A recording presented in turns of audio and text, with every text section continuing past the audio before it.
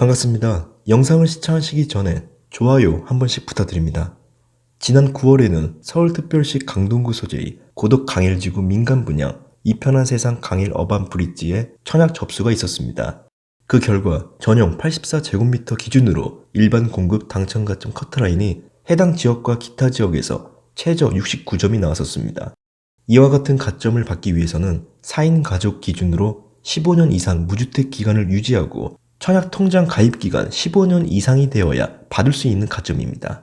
그리고 공공 분양은 지난 8월에 공급되었던 과천 림 파밀리에 그리고 1년 전에 공급되었던 위례 성남권 자이더시티와 송파권 SH 2개 블럭의 일반 공급 청약 접수 결과 당첨 금액 커트라인이 평균 2,500만원대로 나왔었습니다. 이는 매월 인정금액 10만원씩 20년 10개월을 납입한 결과입니다. 이렇게 서울특별시를 비롯하여 수도권 주요 지역의 민간 분양 민연주택 일반 공급은 가점 60점대, 그리고 공공분양 국민주택 일반 공급은 대략 20년 이상을 납입해야 당첨될 수 있다는 데이터가 나오는데요. 그럼 20, 30대는 물론이고 40대에게도 기회가 없는 것일까요? 아닙니다. 기회는 만들어가면 충분히 있습니다. 바로 청약 통장을 증여받는 것입니다. 조부모님이나 부모님의 오래된 청약 통장을 증여의 방법으로 명의 변경하여 그 청약 통장의 효력을 승계받는 것입니다. 단 모든 청약 통장이 되는 것이 아니고 가입 시기에 따라 안 되는 통장도 있습니다. 청약 통장에는 4가지의 종류가 있습니다.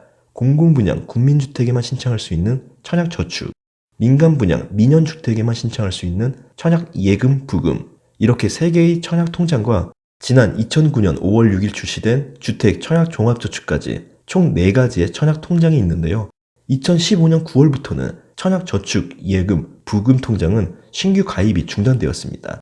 지금의 주택 청약종합저축은 공공분양과 민간분양 모두 신청이 가능합니다. 청약통장을 명의 변경할 수 있는 방법에는 증여와 상속 이렇게 2가지로 압축할 수 있습니다.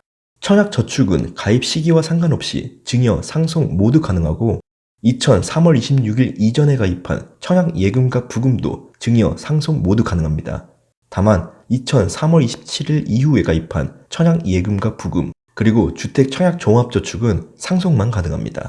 그리고 증여로 승계를 받기 위한 조건이 하나 더 있습니다. 바로 세대주유권입니다. 부모님이 세대주인 집에서 살고 있는 자녀인 경우에는 주민센터에 가서 세대주 변경을 하면 부모님의 청약통장을 승계받을 수 있습니다. 청약통장은 어떤 종류이든지 간에 1인 1통장만 가입할 수 있습니다. 그렇기 때문에 승계받고 나서 해지하는 게 아니라 승계받기 전에 본인의 통장을 미리 해지해야 됩니다. 참고로 지금 보고 계신 자료는 국토부 보도자료에 첨부된 자료입니다.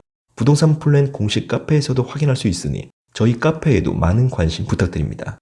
그리고 많은 분들이 헷갈려 하시는 부분이 있는데요. 기존 가입자의 납입 인정금액과 회차를 승계받는 것이지 가점을 승계받는 것은 아닙니다.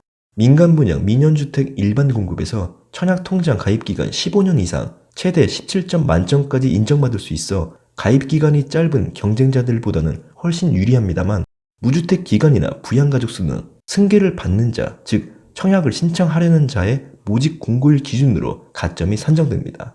그에 반면 공공분양 국민주택 일반 공급은 전용면적 40제곱미터 초과되는 주택의 경우 매월 최대 인정금액 10만원씩 저축 총액이 가장 많은 순으로 당첨자를 선정하게 되는데 만점이 없기 때문에 오래된 통장일수록 납입 인정금액이 높아짐으로써 공공분양에서 당첨될 확률이 굉장히 높아지게 됩니다.